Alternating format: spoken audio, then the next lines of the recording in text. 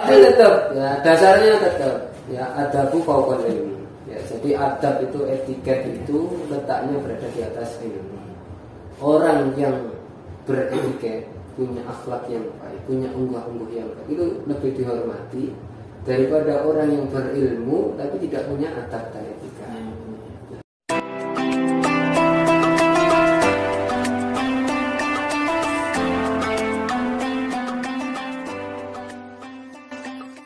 Assalamualaikum warahmatullahi wabarakatuh. Alhamdulillah, kembali lagi bersama Ustadz Angga dalam acara Ramadan Ceria. Pada kali ini Ustadz Angga bersama salah satu bintang tamu yang sangat spesial. Beliau ini merupakan dosen mata kuliah pengembangan kepribadian Universitas Brawijaya. Beliau juga mubalik Muhammadiyah dan sering mengisi di masjid-masjid yang ada di Kota Malang. Dan juga beliau yang tidak kalah penting adalah hafiz Quran, Ustaz, insyaallah. Amin. Amin. Beliau juga yang alumni dari SD Muhammadiyah 1 Kawi lulusan 2006. Mari kita sapa sekarang Ustaz Alwan Tafsiri Al-Iza. Assalamualaikum Ustaz Alwan. Assalamualaikum warahmatullahi wabarakatuh. Bagaimana kabar Ustaz? Alhamdulillah. Alhamdulillah. Bagaimana kesibukannya ketika bulan Ramadan ini? Ya, Ramadan bulan yang sibuk ya pada bulan-bulan yang lain, karena bulan Ramadan itu harus diisi dengan kegiatan-kegiatan yang positif, kegiatan-kegiatan yang memberikan manfaat baik diri sendiri maupun juga kepada orang lain. Masya Allah. Sekarang full berarti saya ngisi selain mengajar menjadi dosen juga mengisi beberapa masjid ya. Alhamdulillah ya sedikit-sedikit lah bisa memberikan manfaat kepada orang yang lain ya dalam berbagai hal, termasuk yang ngajar mahasiswa ya. Walaupun memang kalau ngajar di bulan Ramadan tantangannya lebih berat daripada di luar bulan Ramadan ya. Apalagi kalau siang hari atau setelah zuhur itu waktu-waktu yang krusial gitu. Karena mahasiswa sudah ngantuk dan itu tantangannya. Apalagi kalau mengisi kajian itu tantangannya Kota Malang hujan ini, kalau sore kalau banjir. Insyaallah ya, ini semua adalah ya bagaimana kita bisa berupaya sekuat tenaga untuk ya berdakwah. Wah, ini anak-anak perlu dijadikan motivasi dan titik beliau di Ustaz Alwan. Baik Ustaz Alwan, kita langsung masuk ya Ustaz. Tadi kesan pertama melihat SD Muhammadiyah 1 Kawi yang dulunya jenengan masih sebagai siswa, lalu lama tidak ke tempat ini, mungkin bisa diceritakan Ustaz ya, tempat-tempatnya atau apa? Iya, saya cukup terkejut sekali ke sini, ternyata perkembangannya luar biasa SD Muhammadiyah ini. Saya dulu kalau sekolah ditanya sekolah di mana, SD Muhammadiyah 1. Oh itu ya yang pinggir sungai. Jadi selalu seperti itu ya. Tapi alhamdulillah sekarang dijawab dengan kondisi fasilitas yang luar biasa dan juga tentu dengan prestasi-prestasi dari siswa-siswanya. Kira seperti itu.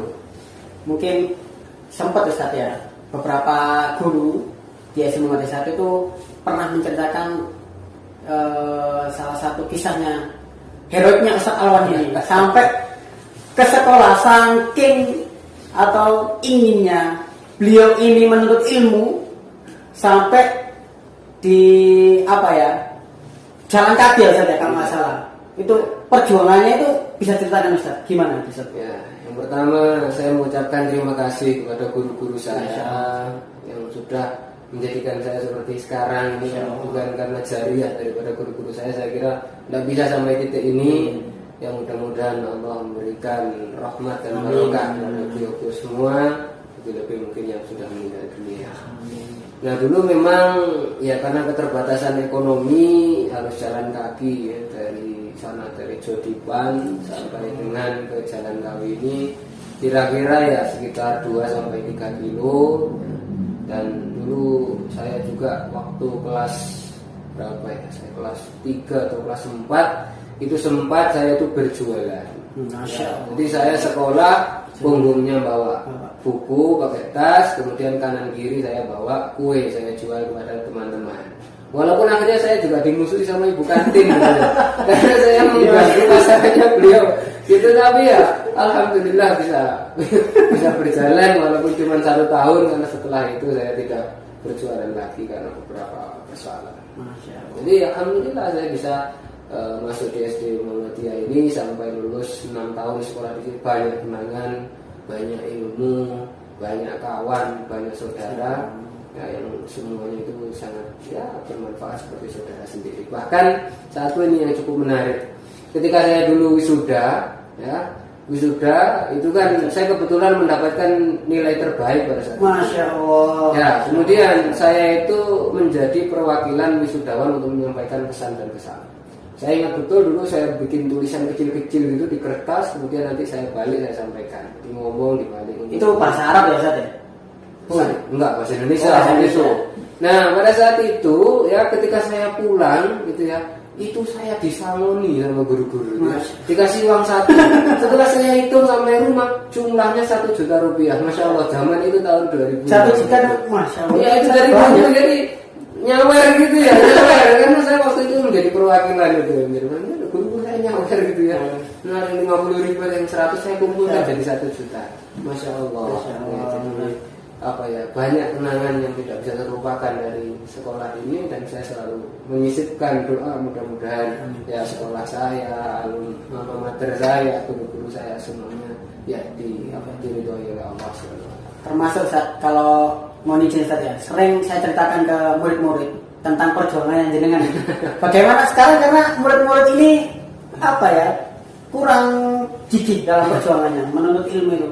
Kalau zaman dulu kita kan mungkin ya sampai seperti Ustaz Alwan harus berjualan jalan kaki, saking ingin ingin dapat ilmu gitu ya, biar sukses gitu. Nah ini saya selalu ceritakan, termasuk Ustaz Alwan yang pidato menggunakan bahasa Arab itu ya, kalau nggak salah. Itu bisa diceritakan Ustaz? Ya, saat itu ya, itu kan ceritanya itu saya lupa, itu peringatan Maulidun Nabi kalau tidak salah. Saat itu ada lomba qiraah sama pidato bahasa Arab. Nah, sebelum itu kami satu sekolahan ini diajari qiraah rame-rame oleh Ustadz Syariful Anam Masjid Khadijah. Sanam. Nah, kemudian kami itu diajarkan, karena pada saat itu adalah bulan Ramadan, maka semuanya makroknya sama, ya dibaca Al-Baqarah 183 sampai dengan 186 pada saat itu. Nah, kemudian pada saat peringatan Maulid Nabi dilombakan, jadi semuanya sama, yang dibaca lagunya juga sama, bacaannya juga sama. Nah, alhamdulillah pada saat itu saya juara 1. Nah, kemudian ada juga lomba bahasa Arab. Nah, kemudian ayah almarhum itu membuatkan saya teks pidato, saya disuruh menghafalkan. Coba saya hafalkan saja gitu kan. Setelah itu saya coba, ternyata saya dapat juara 1. Ya, jadi semuanya itu tidak lepas dari yang namanya usaha. Iman, jada, wajada. Yang mau bersungguh-sungguh, maka dia pasti akan mendapatkan hasilnya. Ya, seperti itu. Satu lagi Ustaz, hal masalah pengalaman ya Ustaz. Pernah jenengan cerita itu kalau tidak salah pertama kali kultum ya, Bapak kultum itu masih ingat saya ketika beliau ini cerita kepada saya itu, dan saya sampaikan Ustaz ke anak-anak itu harus berani minimal kan untuk belajar. Kultum atau khutbah kalau saya itu kultum ya. Dengan berani mungkin ceritakan Ustaz gimana pengalaman itu. Pada saat itu istilah kultum itu baru ngetren. Itu saat itu mungkin pertama kali muncul istilah kuliah 7 menit. Ya, itu saya lupa tahun berapa itu. Nah, kuliah 7 menit itu di mana-mana itu ramai membicarakan istilah kultum. Nah, akhirnya kemudian kami ya, pada saat itu saya lupa, kalau tidak salah diinisiasi oleh Ustadz Saiful, kalau tidak salah pada saat itu, siapa yang berani kultum? Siapa yang berani kultum? Semua hadirin tidak ada yang angkat tangan.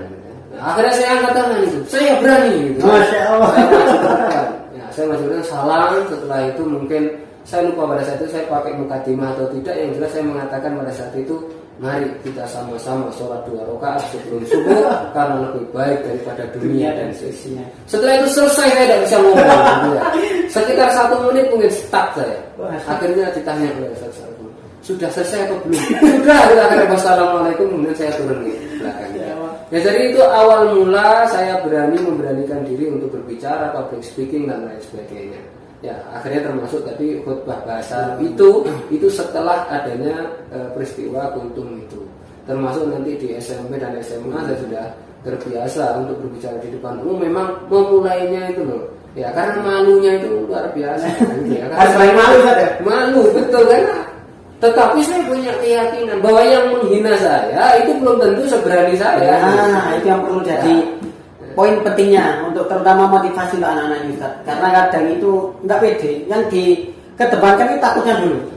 Ini disuruh maju, nggak berani nunjuk temannya. Ini kan bagaimana harus menjadi pioner ya, Ustaz, ya? Pioner kebaikan yang memulai. Ya, jadi pesan saya untuk adik-adik semuanya bahwa ya sebuah kesuksesan itu pasti diawali dengan kesusahan dulu. Ya, nggak bisa kok tiba-tiba langsung sukses, tiba-tiba langsung bisa ngomong di depan umum. Tentu harus dimulai dengan salah-salah dulu, keliru-keliru dulu, bahkan harus diingatkan oleh orang dulu, baru nanti pengalaman itu. Ya seperti orang nyetir mobil lah ya. Ya awal-awal ya mungkin masih keliru persenelan, rem gas dan lain sebagainya, tapi nanti lama-lama sudah menjadi insting dan terbiasa.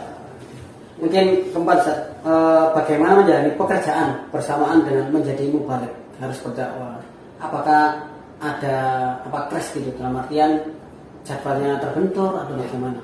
Ya tentu kalau jadwal ngajar kan pagi dan siang hari, sedangkan untuk jadwal mubalik itu kan keseringan adalah sore dan malam hari, kecuali hari Jumat ya. Kalau hari Jumat kan mesti jam perkuliahan itu menyesuaikan dengan jam Jumatan dan lain sebagainya. Sehingga saya kira tidak ada persoalan dengan pembagian waktu. Karena terbentur ya. Tidak, sudah ada segmennya masing-masing. Tetapi saya kira dengan bisa mengkombinasikan antara dunia kampus dengan dunia dakwah, ini salah satu segmen yang sangat luar biasa. Kenapa? Karena kita sudah terbiasa berdialog dengan mahasiswa, bisa kemudian berbincang dengan mahasiswa, sehingga kita nanti kemampuan itu nanti akan bisa kita bawa ketika kita nanti berdakwah kepada orang yang lebih luas. Mungkin juga nasihat juga untuk siswa-siswa dan semuanya, terutama warga SD Muhammadiyah 1 saja. Kalau kita sebagai manusia kan diwajibkan untuk berdakwah. Nah ini anak-anak yang kadang kehilangan semangat. Jadi pemikiran dari kebanyakan orang berdakwah itu harus di atas mimbar. Mungkin nasihat yang bisa sampaikan bagaimana, Ustaz? Iya, dakwah tidak hanya bil mimbar, walaupun dakwah itu bisa bil kitab ya, bisa dengan buku, bisa dengan bil hal, juga dengan upaya aktif di perserikatan. Itu dakwah bil hal. Ya, menjadi pengurus masjid, ya, menjadi pengurus amir zakat dan lain sebagainya. Banyak hal yang bisa kita lakukan. Minimal dakwah itu adalah kepada keluarga sendiri. Ya, maka Allah katakan, jagalah dirimu, keluargamu dari siksa api neraka. Kan seperti itu. Ya, Allah mengatakan seperti itu. Ku anfusakum wa ahlikum nar. Nah, maka oleh sebab itu siapa objek yang pertama kali menjadi objek dakwah kita itu adalah keluarga kita. Ya, Nabi mengatakan kullukum ra'in wa kullukum mas'ulun an ra'iyatihi. Setiap kami pemimpin. Nah, pemimpin siapa? Untuk dirinya sendiri, untuk keluarganya sendiri, untuk komunitasnya dan lain sebagainya. Maka dakwah itu adalah sebuah keharusan. Ya, bukan hanya sebuah pilihan, tapi sebuah keharusan. Apalagi sebagai seorang yang mengatakan orang Muslim, orang Islam. Ya, Nabi mengatakan balighu anni walau ayat. Sampaikan dari saya walaupun cuma satu ayat. Itu kan dakwah. Ya. Dan dakwah itu tidak harus formal, harus ada yang mendengarkan, kita harus berkhutbah, tidak ya. Tangan kita mengetik dengan tulisan yang baik di media sosial itu dakwah. Berbicara yang baik, kalau tidak mau ya diam itu juga bisa sebagai bagian daripada dakwah, gitu. Supaya tidak muncul kerusuhan, tidak muncul konflik dan lain sebagainya. Termasuk banyak yang dalam bidang apapun ya misalnya. Ya, dalam bidang apapun. Kalau dalam bidang olahraga ya mungkin ya ada siapa yang petinggi itu?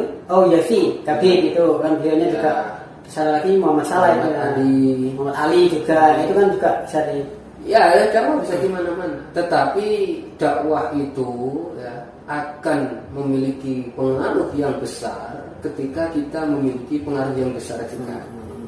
Saya orang biasa-biasa saja, ketika menyampaikan sama orang tidak didengar, Tapi kalau saya menjadi orang yang memiliki kedudukan, apapun yang saya katakan didengar oleh orang, maka sekarang adik-adik anak-anak harus sekolah yang benar, sampai pendidikan tinggi, menjadi orang yang memiliki kedudukan, maka akan mudah untuk dakwah itu mudah sekali, karena dia punya kekuasaan. Gitu ya.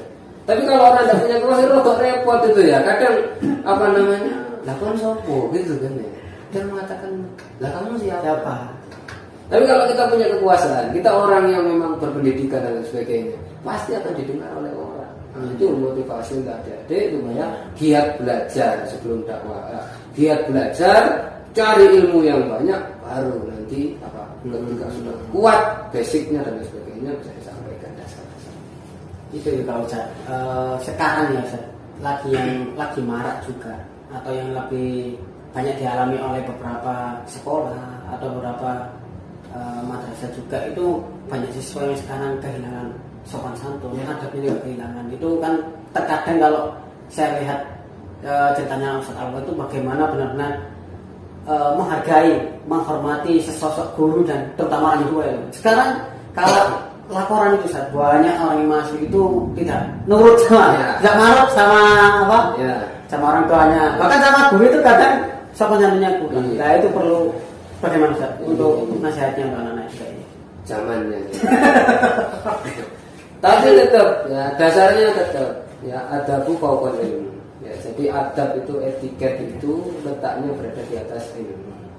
Orang yang beretiket, punya akhlak yang baik, punya unggah-ungguh yang baik, itu lebih dihormati daripada orang yang berilmu tapi tidak punya adab dan etika.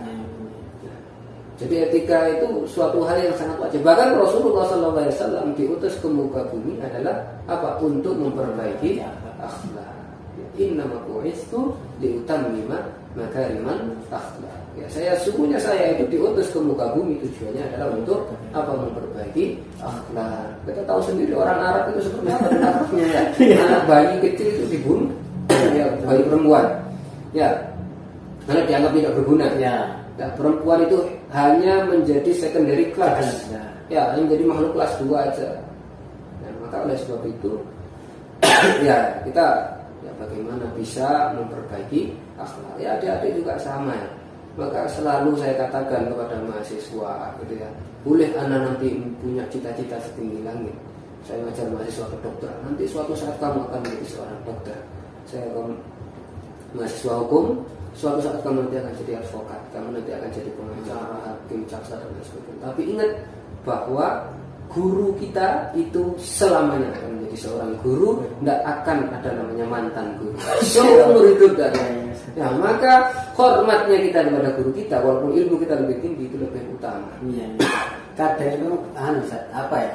Yang sudah lulus itu ketemu gurunya itu nggak mau saling ya, mungkin awalan ya, mungkin karena malu atau lupa itu.